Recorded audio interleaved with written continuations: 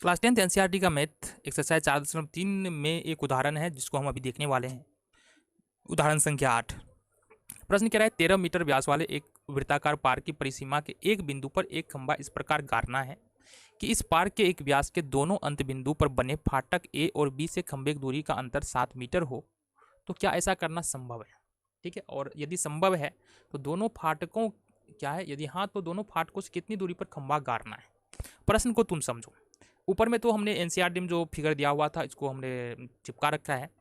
यहाँ पर हम प्रश्न को समझ लेते हैं। देखो, एक वृत्ताकार पार्क है, ठीक है, इस प्रकार से हमने यहाँ पर भी पिक्चर बनाया है। एक वृत्ताकार पार्क है। इस पार्क का व्यास जो है वो क्या है, ए बी है, जैसा कि तुमको चित्र में दिख रहा होगा। बिल्कुल सेम पिक्चर रहेगा हमारा। और ए बी की लंबाई दे रखा है कितना, 13, यहाँ पर मीटर में दे रखा है 13 मीटर है। कितना है, 13 मीटर है। दूसरी बात, एक बिंदु P है यहाँ पर, ठीक है, एक बिंदु P है, यहाँ से खंभा गाड़ना है हमको। बिंदु P पर खंभा गाड़ना है। ए और P के बीच में कुछ ना कुछ दूरी होगी, लेकिन दूरी हमको नहीं पता है। फिर यहाँ से भी कुछ दूरी होगी, लेकिन ये दूरी भी हमको नहीं पता है। लेकिन ये पता है कि AP और PB को घटा दे तो 7 होगा। ये प्रश्न में दिया है कि AP, ये फाटक ए से जो P की दूरी होगी, फाटक B से जो P की दूरी होगी, यानी कि ये AP और BP के बीच की दूरी को अगर घटाते हैं तो 7 आएगा। ये हमको यहाँ पर दिया हुआ है, AP - PB बराबर 7। ये देखो यहाँ से। दूसरी बात, इस प्रकार से जो अर्धवृत्त में एंगल बनता है वो बनता है 90 डिग्री का। मतलब त्रिभुज APB यहाँ पर 90 डिग्री का बनेगा। तो ये सारी बातें यहाँ पर हमने लिख दिया है।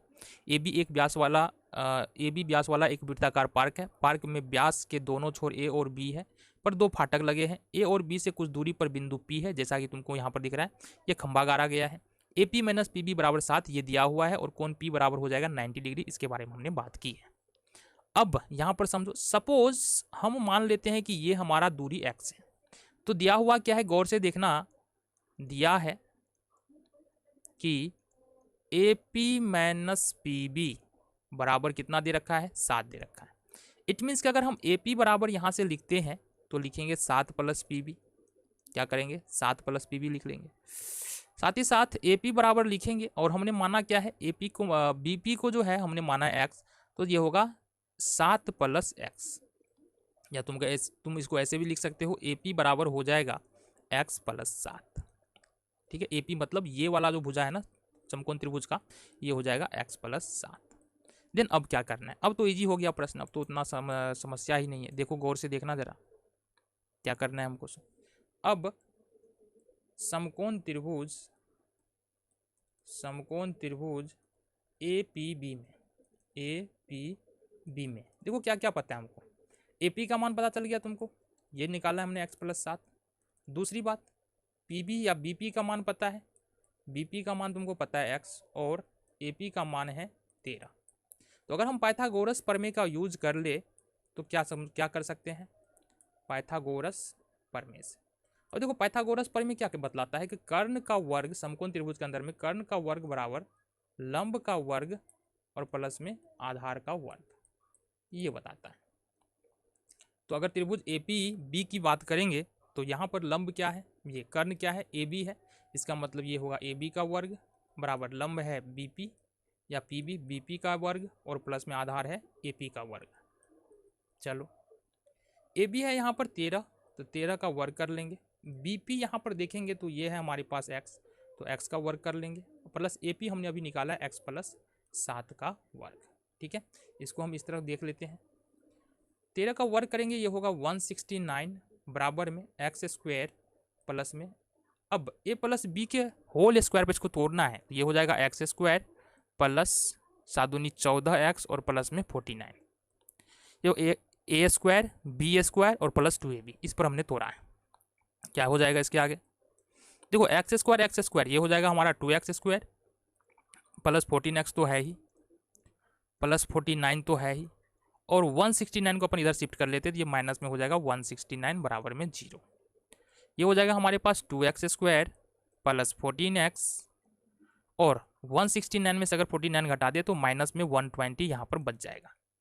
2 ले लेंगे यहाँ से कॉमन, तो क्या हो जाएगा x² प्लस में 7x और प्लस में माइनस होगा, तो माइनस में 60 बराबर में 0।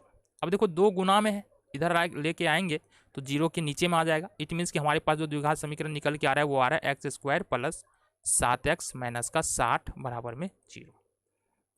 अब इसका फैक्टर कर ले तो क्या होगा, इसको हम लिख सकते हैं एक्स स्क्वायर प्लस में 12x माइनस में 5x और माइनस का 60 बराबर में 0। गौर से देखना है यहाँ पर 12 को -5 से गुना करेंगे -60 हो जाएगा, और 12 में से अगर 7 घटाते हैं तो कितना होगा, प्लस में 7x, जो कि हमारा मिडिल टर्म यहाँ से निकल के आएगा। अब यहाँ से क्या करेंगे, x कॉमन कर लेंगे, तो x कॉमन पकड़ेंगे तो x प्लस 12 हो जाएगा। देन -5 कॉमन पकड़ेंगे तो यहाँ भी x प्लस 12 हमारा हो जाएगा बराबर में 0। ठीक है जी।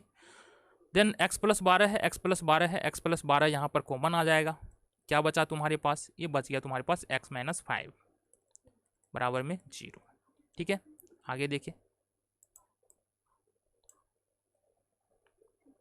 देन आगे अगर तुम देखते हो तो यहाँ पर लिख सकते हैं x प्लस 12 बराबर में 0। तो ये x बराबर कितना होगा, 12 को दूसरी तरफ शिफ्ट करेंगे माइनस का 12। यहाँ पर x माइनस 5 बराबर 0, तो x बराबर यहाँ से हो जाएगा 5। अब चूंकि लेंथ की बात हो रही है, लंबाई की बात हो रही है, इसलिए माइनस वाला आंसर हमारा होगा नहीं। तो x का मान यहाँ पर क्या निकल के आ जाएगा, 5। तो ये हमारा सर्कल था। ठीक है, ये ए बी है, ये ए था, ये बी था, और यहाँ पर बिंदु P है, और यहाँ से हमारा क्या है, ए। तो यहाँ पर हमने x निकाला है 5। x क्या था हमारा, PB। तो PB यहाँ पर हमको निकल गया x बराबर में 5। और AP अगर यहाँ से निकाले तो कितना निकलेगा, AP निकल के आ जाएगा x प्लस 7, मतलब 5 प्लस 7 बराबर 12 मीटर। तो इस तरह से AP और PB का मान तुम्हारा निकल के यहाँ पर आ गया।